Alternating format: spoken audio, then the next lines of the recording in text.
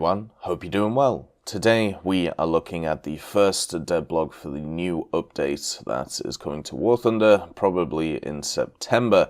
This is for the PBV301. It is a Swedish SPAAG and it's going to be at rank 2.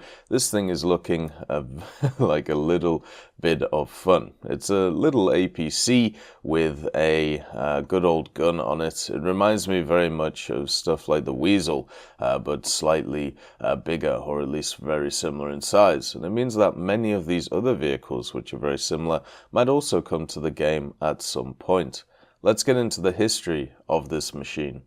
The PBV actually has a very similar story compared to a lot of other Swedish vehicles. Starting in the Second World War, just like the tanks and the aircraft, the Swedish really needed to modernize, and they needed to modernize fast. So what they ended up doing is creating a way to be able to get soldiers to the battlefield safe and also fast, because that was something they didn't really have before. They had no ABCs before this point, and this meant that Swedish troops, either they had to use their own feet to get to the battlefield, or even ride bicycles or in small armored cars. So the problem that was facing them is if they needed to do a rapid deployment, or if they just needed to get troops to the front lines, they didn't really have a way to do it. So what they decided to do is build some APCs using the chassis of the STRV M41 light tank, which at that time was completely obsolete. The main issue with it, though, is the hull itself of the vehicle didn't really lend itself to carrying infantry because there wasn't a lot of space. So they had to get rid of the engine and change that and get a new and more compact engine. The turret also wasn't really needed for the Swedish APC, so they decided instead to attach an Akan M45 20mm anti-aircraft cannon as the primary armament on top of it, and this meant that it could carry 75 rounds each in magazines and also counted both ground and airborne targets, giving support to the infantry. They also added a 150 horsepower engine and was capable of transporting 2 crew members and 8 infantrymen with full kit, and it was lightly armored and could reach a maximum speed of 45 kilometers an hour. This thing was then designated the PBV301, and it was manufactured until the summer of 1963. So this was an idea born in the Second World War, but was actually in service from 1961 to 1971. So one of those which definitely came out way after the Second World War. At least eventually they modernized. It kind of reminds me of the 1950s attempt on tank destroyers when it came to the Swedish. So because of the nature of Sweden, you end up having stuff like 1960s vehicles in rank 2. And this isn't generally a bad thing because it offers something which is a little bit different compared to many other nations. You can get these weird and wonderful lineups for Sweden in rank 2, 3 and 4 of vehicles which are just odd and interesting and quirky, and that's why it is fun playing Sweden. You know, you have stuff like the STRV 103s, which can sometimes be frustrating, but once they work, they're incredibly fun. You get stuff like the PVKVs, which are very, very good tank destroyers. Then you get APDS at lower tiers. It's one of those nations which offers a ton of different things that you're not going to find in other nations, which what makes it unique. And the PBV301, even though we have similar vehicles to the PBV in other nations, the R3 probably comes to mind, which is one of the closest comparisons. This one is unique in itself.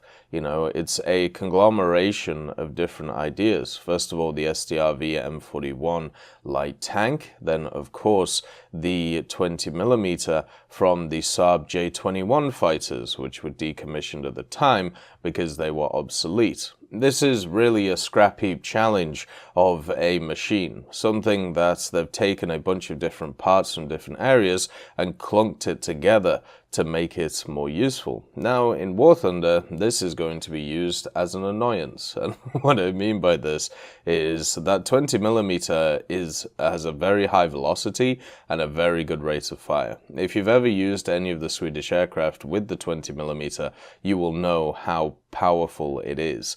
Its penetration isn't the best, but when you're talking about an AA, which this machine is, it should be able to deal with the majority of aircraft pretty handedly, just like something like an R3T20 is. But what it won't be able to do is it won't be able to deal with too many ground vehicles, especially at rank 2, where you start getting some pretty hefty machines. Depending on the BR of this thing, because obviously rank doesn't determine BR, we have some BRs which are kind of all over the place. When it comes to ranks, it could easily face a lot of stuff such as B1 TERS. It could face stuff such as KV-1s, which are incredibly good at the tier. Also stuff like T-34s could come wandering around. Shermans will be a bit of a problem for this thing. The 20mm is not going to be able to deal with anything which has any type of substantial armor, but it'll be able to deal with aircraft and also be able to deal with other AAs, at least, annihilating their turret. Another thing that they may think about giving this thing, since it is an APC and not technically an SBAG, they could give it scouting. And we have seen SBAGs in the past get scouting, especially some of the higher echelons, and since this thing is rank 2, it might be a worthy addition. Obviously, the Swedish have a scout around this rank, but it would be nice to just have another one, and also it would give this thing another purpose when, let's say, there aren't that many aircraft around. It will be able to fulfill a separate role at the BR. Generally, I like SBAGs, actually playing as SBAGs, and the only ones which don't really do this are the ones which have quite high penetrating rounds against low armored targets. Stuff like the Gepard and all of the 8083 ones come to mind, the radar guided AAs, then the missile AAs as well. And sometimes try and become AT things, but when it comes to these lower tier stuff, with the PBV and others, I think generally when we look at them, a secondary role for something like a PBV, which is supposed to be an APC at the end of the day, would be a decent idea from it. The main thing that I look for here is the fact that this will be another vehicle to bolster a Swedish lineup as well. If you have a look at rank 3, especially for Sweden, it is very sparse and it does miss some key components. One of those is a decent AA. The LV-KV is one of those machines which is not good.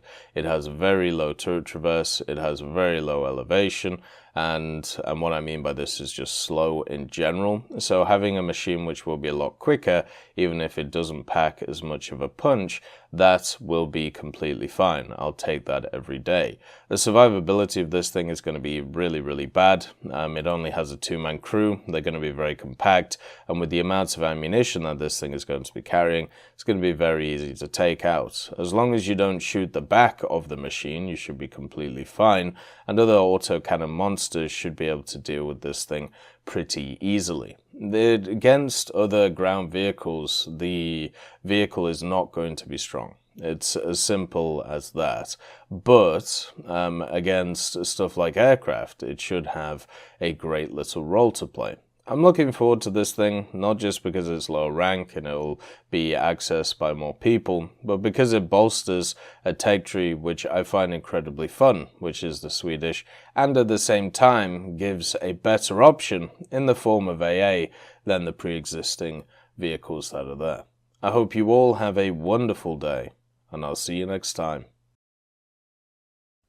I'd like to thank BRFC, Swollen Ostrich, Teddy, John Ryman, Universe A, Conte Baraka, Eugens Terry, Ambrosius McClellan, Daniel Stanton, Martinez, B. Young, Lafouche, Barine, and Samuel Schlick for supporting the channel.